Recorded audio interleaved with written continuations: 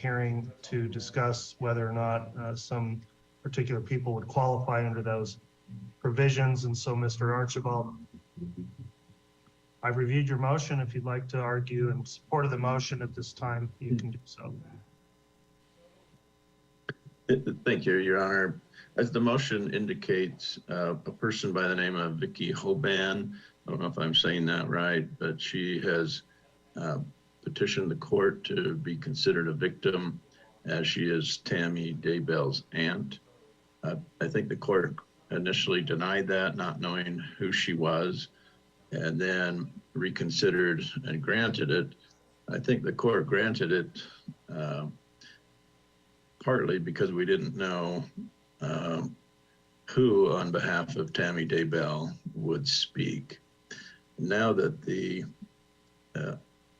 pre-sentence report has been received, we find that Tammy Daybell's sister, Samantha Gwilliam, has submitted a statement, and Tammy Daybell's father, Ron Douglas, has submitted a statement. In Ron Douglas's statement, he specifically says that he's writing on behalf of myself and my now deceased wife. So Tammy Daybell's mother passed away after Tammy did. And so Vicky Hoban wants to take the place of Tammy's mother by claiming to be a victim and wanting to be heard by the court as a victim. I don't think the law allows that. I think the law specifically excludes aunt. And so if Tammy Daybell had no one speaking on her family's behalf, I think the court's current order would be appropriate. But now that Tammy Daybell's sister and father have now spoken, and Tammy Daybell's father specifically stating, I'm writing on behalf of myself and my now deceased wife, I think that there's no provision for the court to consider an aunt as a victim able to speak on behalf of the Tammy Daybell family. So I know she's interested in the case. I don't know her personally. I don't have anything against her. I'm merely asserting the law, and the law, I believe, does not allow this. So I'd ask the court to reconsider or amend its order prohibiting the victim impact statement from Vicky Hoban. I see that after I filed this motion, we actually received her statement, though it is now submitted to the court and would need to be stricken. I don't have anything else. All right, thank you, Mr. Archibald. Ms. Blake, what's the response from the state on the motion? Thank you, Your Honor. The state does recognize that anytime we're dealing with victims' rights, oftentimes there are some unique issues that come up because we have a statute, we have the Constitution, but they're ever evolving and being interpreted by the higher courts. We also recognize this court has turned to a Idaho court decision to assist in making a determination as to who should be considered victims with regard to a homicide. I think some of this has been a matter of first impression for the court. There are several victims that had wanted to make a victim impact statement, and I think the court went through an analysis in determining who would be able to and who wouldn't be able to.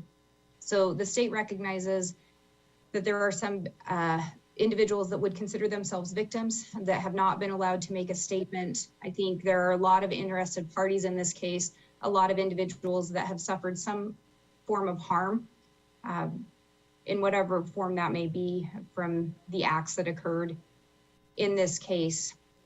With regard to this particular motion, I think the state is really without a legal basis to make any kind of an objection or argument one way or the other. So on this issue, we will simply leave it to the court's discretion while we recognize that this is a somewhat a matter of first impression to at least some degree. We'll leave it to the court's discretion for that determination. All right, so to clarify, Ms. Blake, you're not stipulating to me granting the motion, is that correct? You're just arguing that you don't believe you have grounds to object to it, or I guess I do want to further kind of pin you down on the state's position here, whether it's a stipulation that the motion should be granted or just simply leaving to the court's discretion and let me sort it out.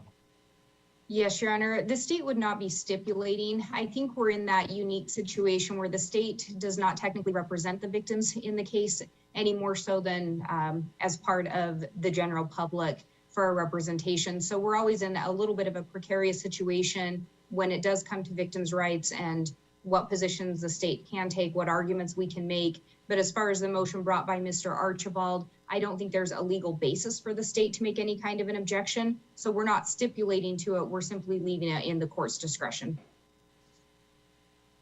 All right, I appreciate your argument then. Mr. Archibald, would you like to offer any rebuttal argument? No, Your Honor. All right. I've been researching the issue, obviously, for some time in this case since it came up. The court, as it notes, is constrained in some ways through the Idaho case law, as well as the Article 1, Section 22 of the Idaho Constitution and the Victims' Rights Statute under Idaho Code 5306. And in this case, the court received a request initially, I believe coming through, not necessarily from the state, but through the prosecutor's office of a individual indicating they wish to make an impact statement, Vicky Hoban, and the court went through an analysis and entered an order allowing for her to give a statement. The court initially was under the impression that there were not going to be any statements made on behalf of the deceased victim in this case, Tamara Daybell. And at this point, there are apparently family members that qualify, including her sister, Samantha Williams, and her father, Ron Douglas, who will make statements. So then the question becomes whether or not that changes the rationale or whether the court would permit or allow Vicky Hoban to make an impact statement. As an initial point, I would indicate that by making these rulings and determinations, the court has never tried to minimize or not understand how far-reaching the impact can be in a murder case for family members, friends, associates, others that knew victims of this particular crime. Idaho does, however, have limitations on who's permitted the rights under the Victim Rights Statute and the Constitution because they essentially get some privileges that wouldn't otherwise be afforded to normal people without those privileges, such as being able to make a statement without being required to be placed under oath or cross-examined on the statement. The court would note there's a policy behind allowing victims to be heard. One case that the court considered is a case called State versus Leon, 142 Idaho 705. And the issue is a little bit different there, talking about whether or not a DVD or video presentation was permissible as part of a victim impact statement. And really the focus in that case was on what it means to be heard. Under Idaho Code 19-5306E, the court, the victim statute does indicate the term heard, that a victim has a right to be heard. So I'll note that this is just by analogy, but some of the language in that talks about, in that case, the discretion, the victim's right to be heard conforms with the discretion traditionally afforded a trial court to consider a wide range of information at sentencing. It says it's fundamental that a sentencing court may properly conduct an inquiry broad in scope, largely unlimited, either as to the kind of information it may consider or the source from which it may come. And that cites a case, Payne versus Tennessee. and also Matson 123 Idaho 625. This is the state Leon case. Further goes on to state the sentencing judge is presumably able to ascertain the relevancy and reliability of the broad range of information and material which may be presented to it during the sentencing process, and to disregard the irrelevant and unreliable. And the information conveyed by a victim exercising his or her right to be heard serves this purpose by relating the victim's personal characteristics and the impact of the murder on the victim's family. And that cites again to the State versus Payne case. And then finally, victim impact information gives the court knowledge that is helpful for determining the proper punishment and prevents relegation of the victim to the status of a, quote, faceless stranger. So there's certainly a policy that applies towards letting those that would be designated as victims to make impact statements. The technical issue here is who qualifies and who is allowed to be a victim pursuant to the statute in this case. Under Idaho Code 1953-06E3, that indicates that the court may designate a representative from the immediate family to exercise these rights on behalf of a deceased, incapacitated, or minor victim. In this case, the court has already made a ruling that Vicki Hoban is not technically a victim. What she would be pursuant to the court's order was a designated representative under Idaho Code 1953-06E, and the designated representative of Tammy Daybell's now deceased mother. When I look at the language of the statute and the case law, what I don't find is any limiting language stating that this designation of a representative can only apply if there's an absence of anyone else to make a statement. There's nothing in the statute that indicates that a designated representative has to only be appointed under certain circumstances, such as the unavailability of anyone else to make a statement. And what it does indicate is that there can only be one designated representative for an immediate family, because it is in the singular that the court may designate a representative from the immediate family. But there's no mutually exclusive language in any case law I've seen stating that once there is an immediate family member, then designation of a representative is not permitted. And so when I consider the broad-ranging policies of allowing victims to make statements here, and I'll note that some of the Idaho case law is more stringent, I think, in a capital case where the jurors make the ultimate determination. I do believe the case law supports that a trial court judge has some broader discretion in considering relevant and pertinent information for sentencing, such as was stated in that State versus Leon case. So without finding any case law or statutory language that makes the appointment of a designated representative mutually exclusive, and I do think this is probably a case of first impression in Idaho, I am going to deny the motion and allow that Vicki Hoban's statement may be considered as a victim impact statement.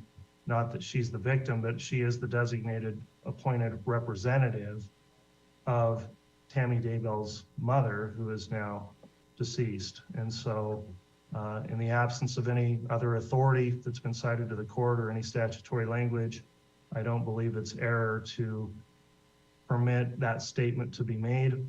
I will, however, leave it up to the discretion, of course, of the prosecution as to whether or not you think she should make any further comment or statement at the sentencing hearing, or whether the court would consider the addendum to the PSI, which was submitted as a written statement, which I do consider to be permissible given this analysis.